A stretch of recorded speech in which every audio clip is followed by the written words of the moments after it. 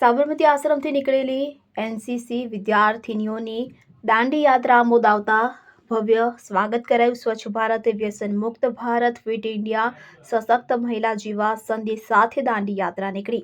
અમદાવાદના સાબરમતી આશ્રમથી સ્વચ્છ ભારત, વ્યસન મુક્ત ભારત, ફિટ ઇન્ડિયા તેમજ સશક્ત મહિલાના સંદેશ સાથે નીકળેલી દાંડી યાત્રા આમોદ આવી પહોંચતા તેમનું ગાંધી આશ્રમ ખાતે ભવ્ય સ્વાગત કરાયું હતું। આમોદ ગાંધી આશ્રમ ખાતે એનસીસી વિદ્યાર્થીઓની દાંડી યાત્રા આવી પહોંચતા આમોદ મામલતદારના વિરોચંદ્ર જરીવાલા, નાયબ મામલતદાર રાકેશ ઠાકોર તેમજ ચામડી હાઈસ્કૂલના વિદ્યાર્થીઓ દ્વારા એનસીસીના વિદ્યાર્થીઓનું પુષ્પવર્ષા કરી ભવ્ય સ્વાગત કરવામાં આવ્યું હતું। તેમની સાથે ઇન્ડિયન આર્મીના જવાનો પણ જોડાયા હતા। આમોદ ગાંધી આશ્રમ ખાતે આવેલી દાંડી યાત્રાના વિદ્યાર્થીઓએ નુક્કડ નાટક કરી હાજર વિદ્યાર્થીઓ તેમજ ગામના આગેવાનોને સ્વચ્છ ભારત, વ્યસન મુક્ત ભારત, ફિટ ઇન્ડિયા તેમજ સશક્ત મહિલાનો સંદેશ આપ્યો હતો। યાકુબ પટેલ, ભરૂચ। જય હિન્દ, હું શિવમ પંડ્યા।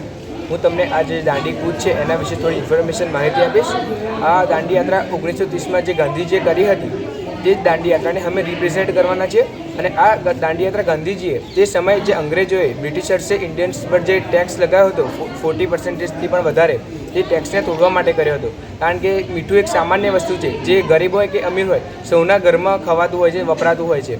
તો ગાંધીજીએ તે મીઠાના કરને ભંગ કરવા માટે આ કૂચ કરી હતી અને અમે પણ આ કૂચ કરીએ છીએ। એ 5 અમારા કારણો લઈને કરીએ છીએ। એમાંથી પહેલું કારણ સ્વચ્છ ભારત છે, બીજું વુમન એમ્પાવરમેન્ટ છે, ત્રીજું ફિટ ઇન્ડિયા છે, ચોથું કારણ ડ્રગ્સ ફ્રી સોસાયટી છે અને પાંચમું ફિટ ઇન્ડિયા છે। અમે આ 5 કારણોને લઈને અમારી કૂચ આગળ વધારીએ છીએ।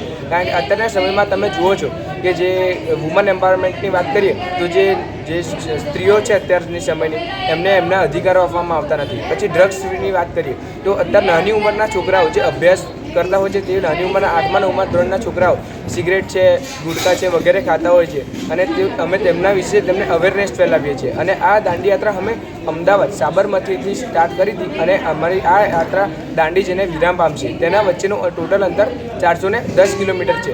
તેમાં પ્રત્યેક કેડેટ રોજનું 30થી 40 કિલોમીટરનું અંતર કાપશે અને આ યાત્રાને પૂરી કરશે।